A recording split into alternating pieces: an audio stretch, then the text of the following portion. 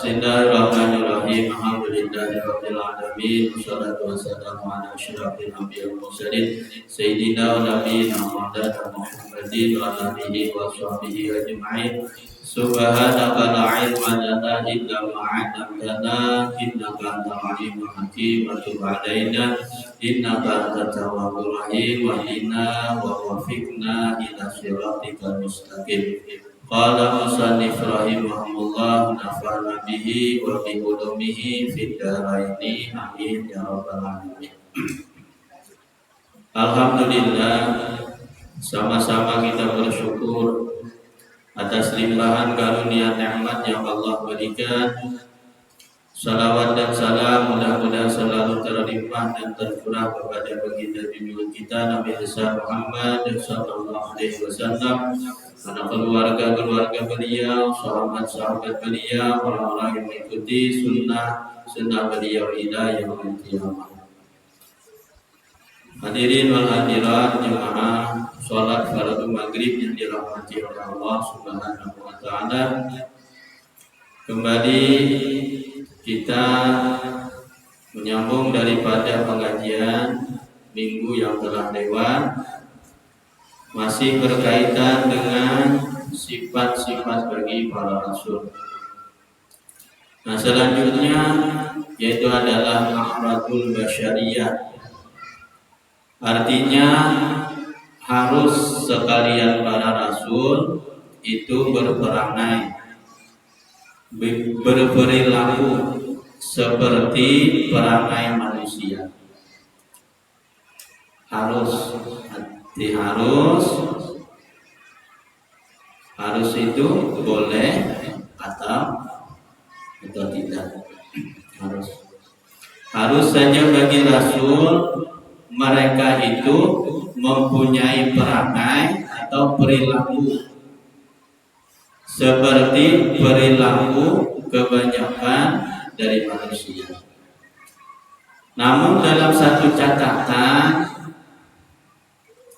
bahwa perilaku atau perangai manusia itu tidak mengurangi daripada derajat mereka para rasul itu yang tinggi di sisi Allah. Itu catatannya. Boleh mereka berperangai seperti perangai kita manusia, bisa sakit, bisa juga makan, bisa juga tidur, itu harus.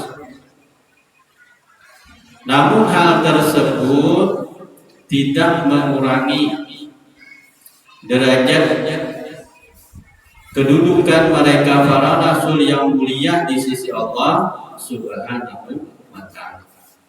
Nah, kalau seperti kita manusia, kita contohkan kepada diri kita. Misalnya kita yang bekerja, melakukan sesuatu aktivitas urusan dunia, sehingga kesibukan kita tersebut yang terkadang meninggalkan, mengabaikan daripada kewajiban kita kepada Allah. Nah, kalau itu terjadi pada bagi para rasul, tentu mengurangi derajat mereka yang mulia. Atau sakit, contoh kita kan sakit. Para rasul bisa lah sakit, bisa juga. Kalau ya, para rasul itu kadang bisa sakit. Namun sakitnya para rasul itu ingat kadang yang menyebabkan kurangnya derajat mereka yang mulia di sisi Allah. Kalau kayak kita sakit, kita mau stroke, lalu para rasul stroke gimana?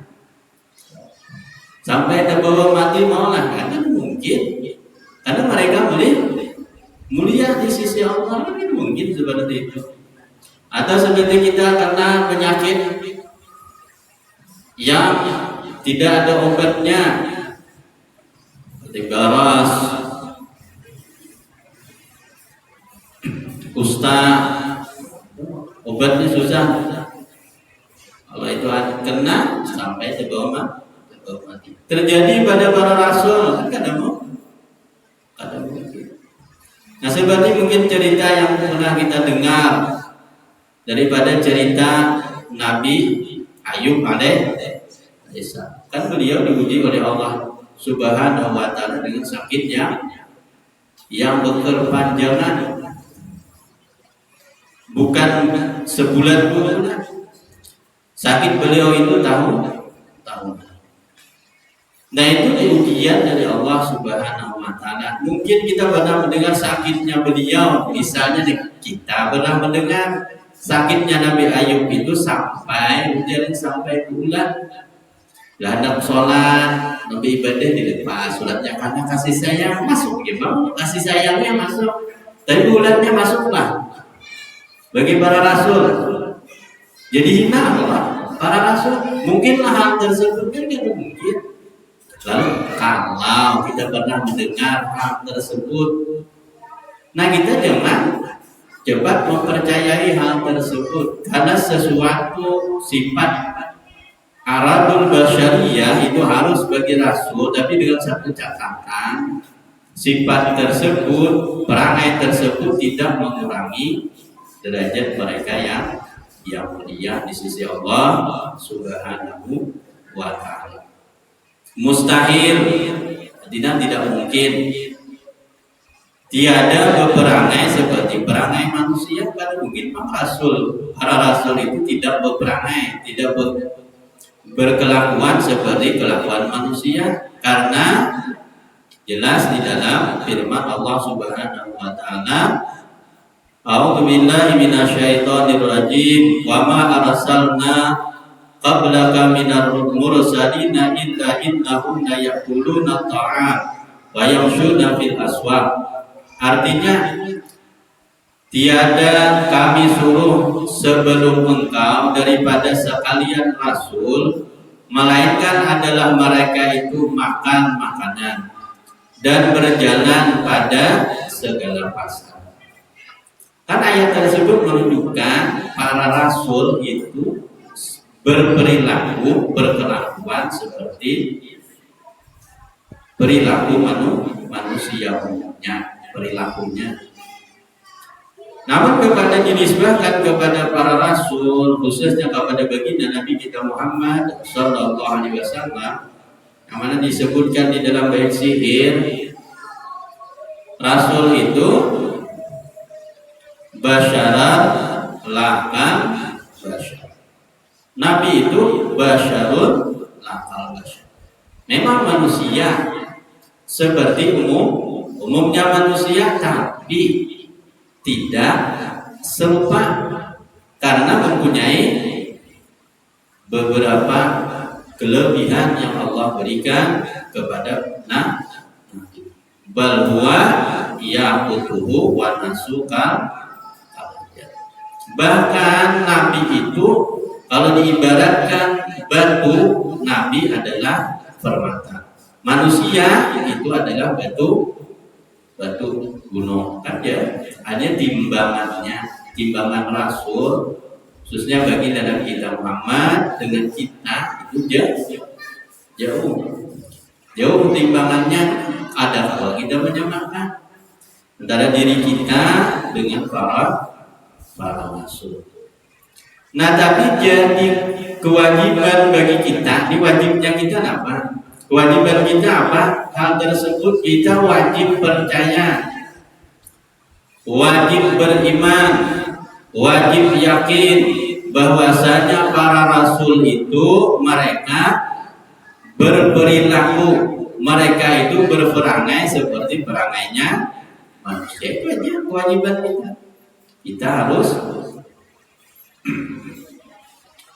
kalau ada misalnya Nabi itu bukan dari manusia, misalnya dari malaikat aja, bangsa malaikat, misalnya itu umpamakan Nabi itu atau Rasul itu seperti bangsanya bangsa malaikat.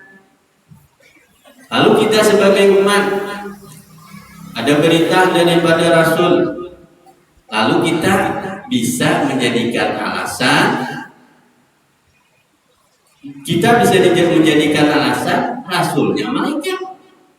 Kadang punya nafsu, kita perlu makan, perlu minum, perlu istirahat. Jadi kita kadang melakukan sesuatu yang diperintah, kan bisa menjadikan alasan. Nah rasulnya malah malaikat umpamanya. Tapi hal tersebut kan kadang mungkin karena sudah jelas kita saksikan bahwa para rasul itu adalah semua mereka itu berperangai seperti perangai manusia. Nabi sakit, bagi Nabi telah sakit, sering juga sakit, demam.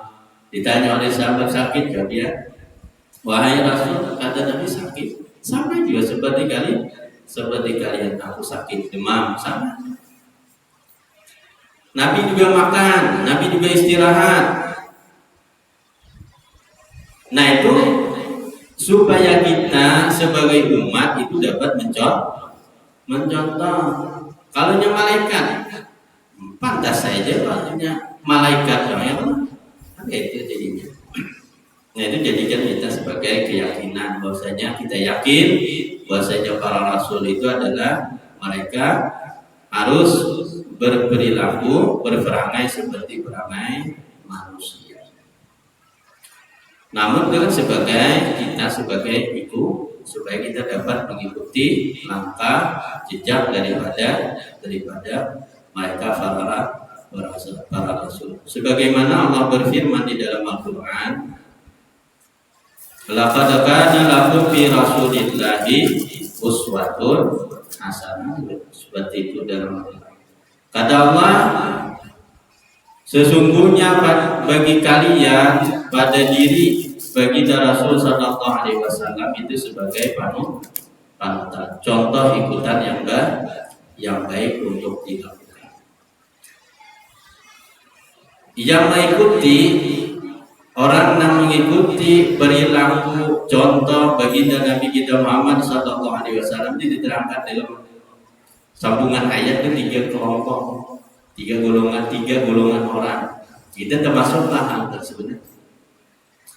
Laqad kana lakum fi rasulillahi uswatun hasanah liman kana yarjullaha. Pertama, golongan orang yang mengikuti menjadikan baginda Nabi Sallallahu Alaihi Wasallam itu contoh teladan keikutan yang baik.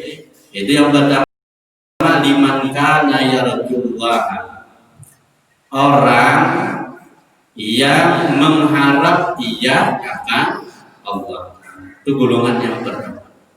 Ini golongan yang pertama yang mengikuti sunnah baginda Nabi kita Muhammad atau menjadikan baginda Nabi itu sebagai contoh teladan ikutan yang baik. Itu orangnya yang pertama, itu golongan yang pertama, liman kana yarjullaha, orang yang mengharap akan Allah.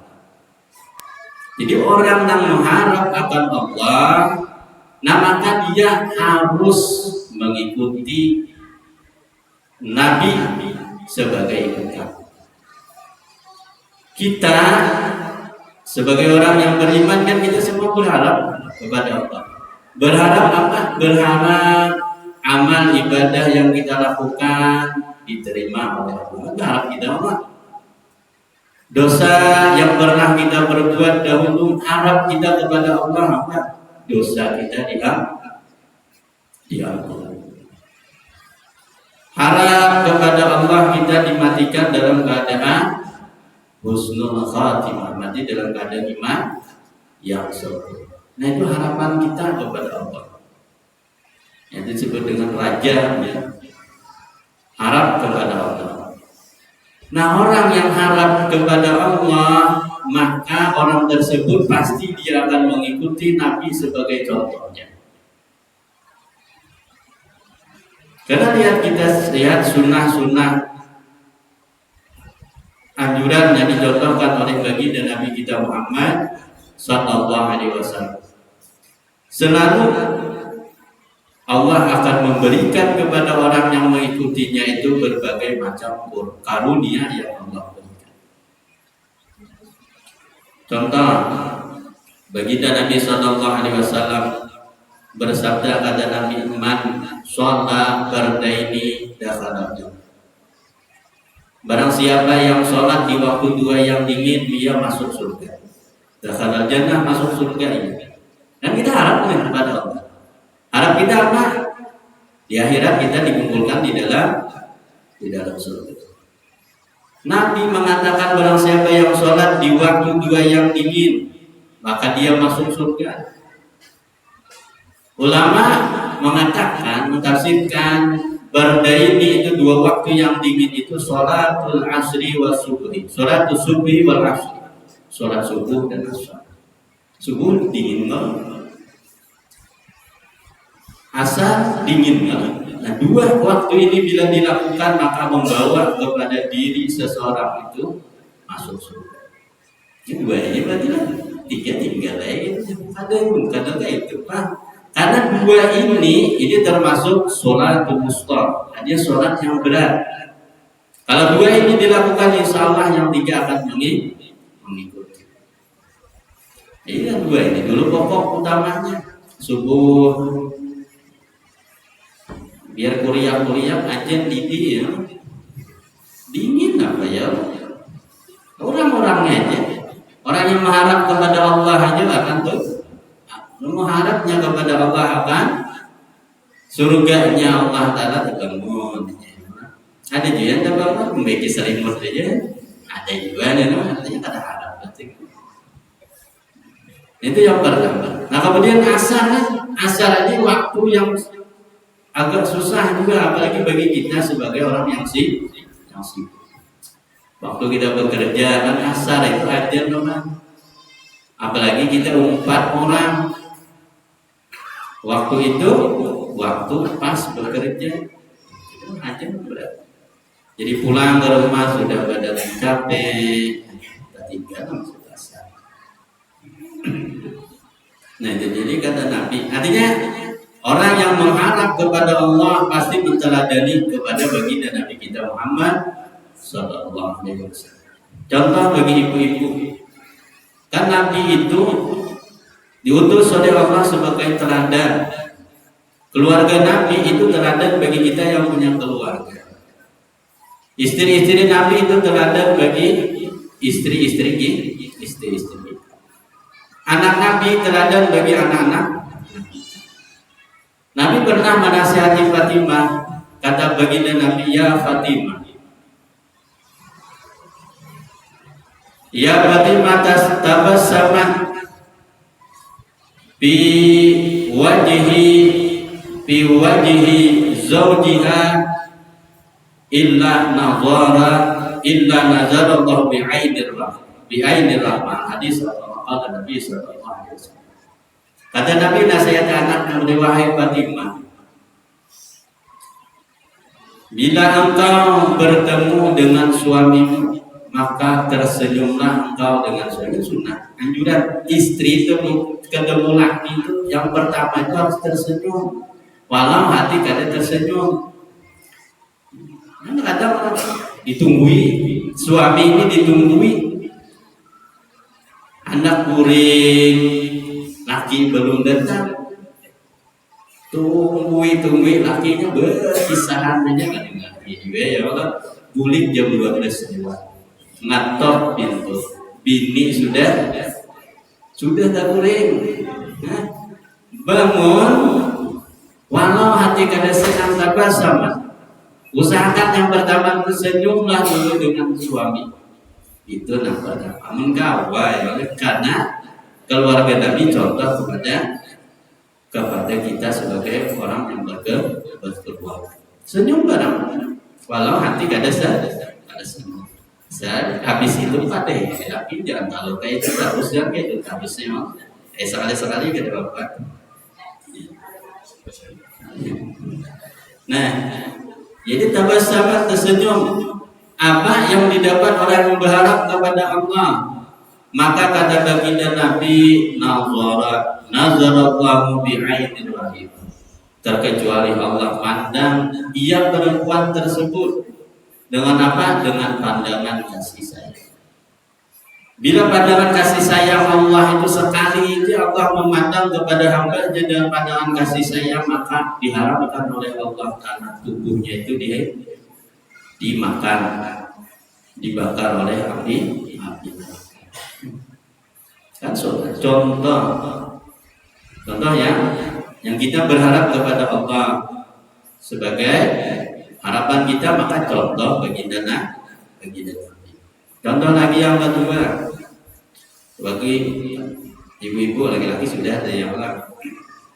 Kemudian kata Nabi, riwayat daripada Ibnu Abbas radhiyallahu ta'ala, kata Nabi, innal mar'ata idza ghasalat sawba zawjiha kataballahu alfu hasanati, kataballahu laha alfu hasanati.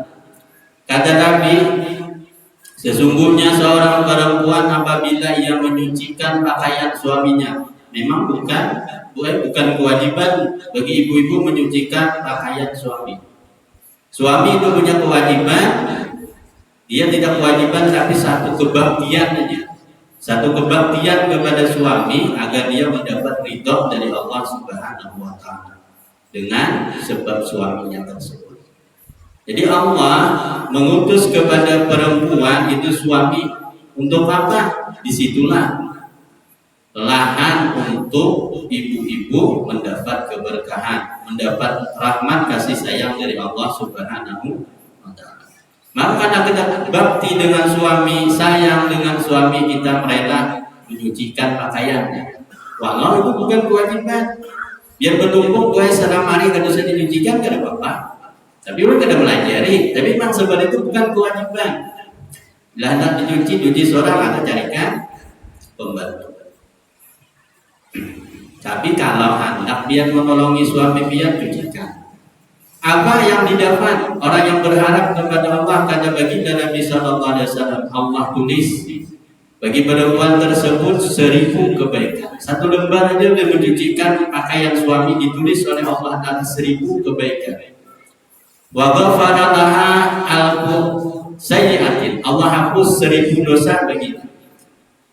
Dan Allah angkat rafa'a laha alfu darajatin. Allah angkat 1000 derajat baginya. Satu lembar dosa diampuni 1000, derajat diangkat 1000, kebaikan ditulis 1000 kebaikan.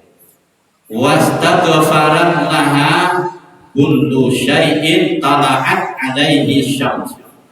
Kata baginda Nabi, memintakan tiap-tiap sesuatu yang mana kena cahaya sinar matahari kepada perempuan yang menyucikan pakaian suami. Artinya orang yang pertama yang mengikuti sunnah baginda Nabi sallallahu alaihi wasallam, Nabi sebagai panutan, contoh teladan itu orang yang pertama, orang yang berharap kepada Allah Subhanahu wa taala. Yang kedua,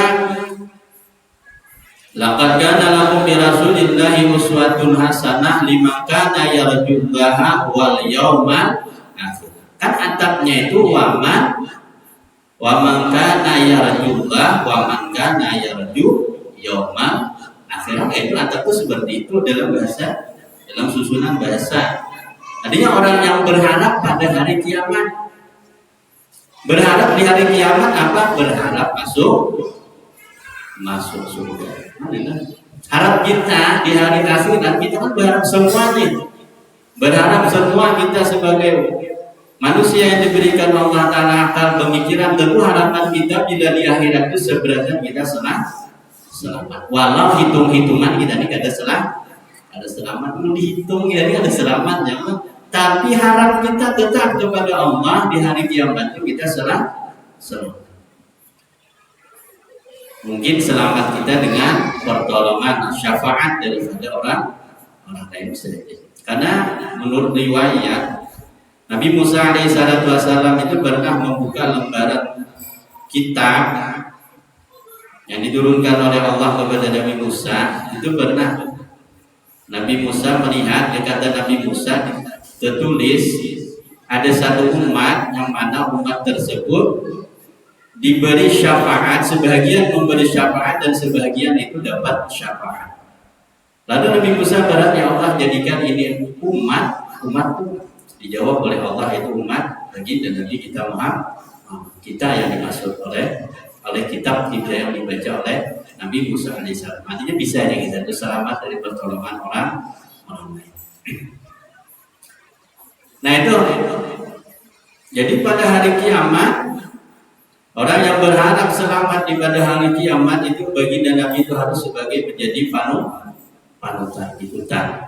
Sebagaimana diriwayatkan dalam hadis baginda Nabi sallallahu alaihi wasallam, kullu ummati yadkhuluna jannah. Harap kita kan di akhirat kita masuk surga. Kata Nabi seluruh umatku masuk surga. Kita dapat jaminan oleh baginda Nabi.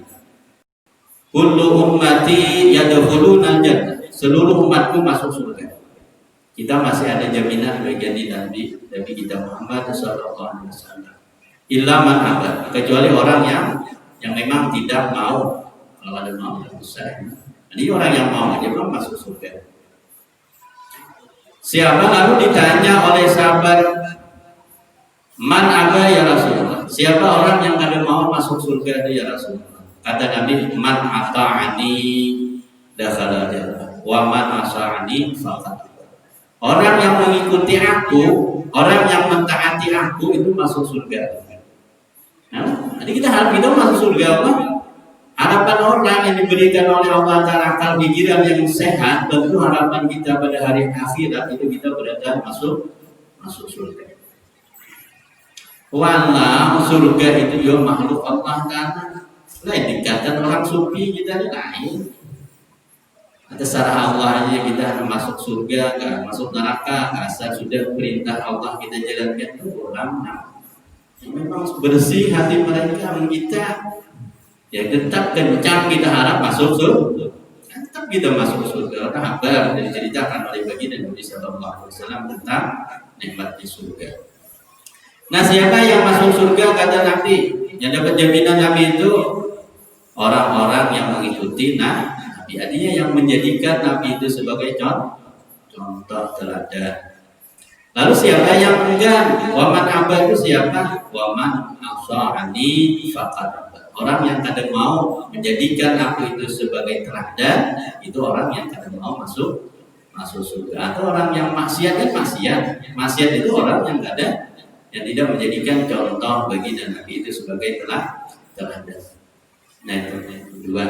Nah, kemudian yang ketiga siapa? Orang-orang yang menjadikan baginda Nabi itu sebagai contoh teladan di ujung ayat.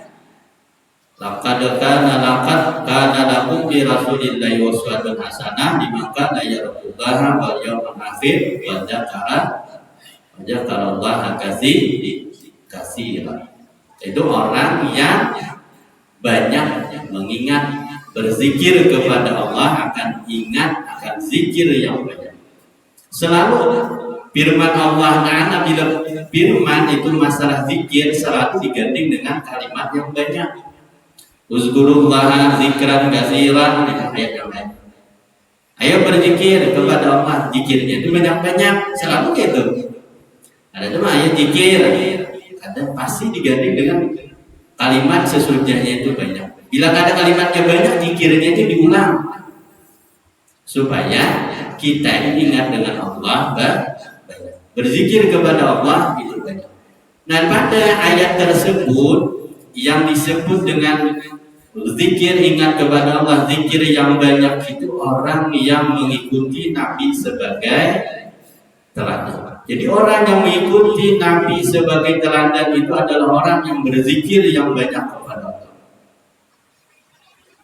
Dan derajat orang berzikir itu ketika baginda Nabi sallallahu alaihi wasallam perjalanan Isra wal Mi'raj, yang mana malaikat Jibril tidak mampu lagi melewati satu makam, maka Nabi melihat seseorang yang mana Nabi malaikat Jibril saja tidak mampu melewatinya. Ada seorang laki-laki dilihat oleh baginda Nabi. Apa amalannya? Di antaranya adalah orang yang selalu lidahnya itu basah dengan berzikir. Jadi orang yang berzikir itu punya derajat, punya kedudukan yang tinggi di sisi Allah. Nah, orang yang zikir banyak yaitu orang di ayat ini, yang di ayat tadi, bukan di ayat yang lain. Ayat yang tadi itu adalah orang yang menjadikan baginda Nabi itu sebagai contoh teladan. Kenapa? Karena apapun yang dilakukan oleh baginda Nabi kita Muhammad itu selalu ada doa, selalu ada yang dibaca. Contoh kayak kita makan, bagaimana baginda Nabi makan, selalu diawali dengan doa, zikir kalau. Ketika sesudah makan, Nabi berdoa, zikir ulang, ingat kepada Allah, masuk rumah berzikir, keluar rumah berzikir, pakai pakaian berzikir, melepas pakaian berzikir, bercermin berzikir, hendak itu berzikir. Ini semuanya ada zikir, ada bacaan yang dicontohkan oleh baginda Nabi kita Muhammad SAW. Maka siapa orang yang menjadikan baginda Nabi SAW teladan, maka ia adalah orang yang berzikir banyak, yaitu zikran kasiran. Orang tersebut ada orang yang berzikir, zikirnya banyak. Zikir yang banyak, maka ia punya derajat yang tinggi di sisi Allah Subhanahu wa Ta'ala. Tiga golongan tersebut orang-orang yang dicantumkan di dalam Al-Quran, orang-orang yang mengikuti baginda Nabi itu sebagai teladan contoh ikutan yang baik. Allahu bisa mudah-mudahan kita berataan termasuk daripada orang yang menjadikan baginda Nabi SAW sebagai teladan, panutan, ikutan, sehingga kita telah akan dikumpulkan oleh Allah Subhanahu wa Ta'ala di dalam surga bersama kekasih baginda Nabi kita Nabi besar Muhammad sallallahu alaihi wasallam. Ala hadiniya bi bidiyah dari Al-Fatihah. Alhamdulillah masyaallah wa sallallahu alhamdulillahirabbil alamin. Yaumiddin iyyaka na'budu wa iyyaka nasta'in ihdinas siratal mustaqim siratal ladzina an'amta 'alaihim ghairil maghdubi 'alaihim. Alhamdulillahirabbil alamin. Allahumma shalli ala sayyidina nabiyyina Muhammadin wa ala alihi washabbihi Allahumma inna nas'aluka ma sa'alaka min mawduka nabiyyika sayyidina Muhammadin sallallahu alaihi wasallam wa na'udzubika masta'adzaka min mawduka nabiyyika sayyidina Muhammadin sallallahu alaihi wasallam wa qadaita lana min amrin wa ja'alna fihi rusydan ya rabbal alamin. Rabbana atina fid dunya hasanah fil akhirati hasanah wa qina adzabannar. Sallallahu ala khairi khalqihi sayyidina nabiyina Muhammadin wa ala alihi wasallam. Subhana rabbika rabbil izzati amma yasifun wa salamun alal mursalin. Alhamdulillahi rabbil alamin.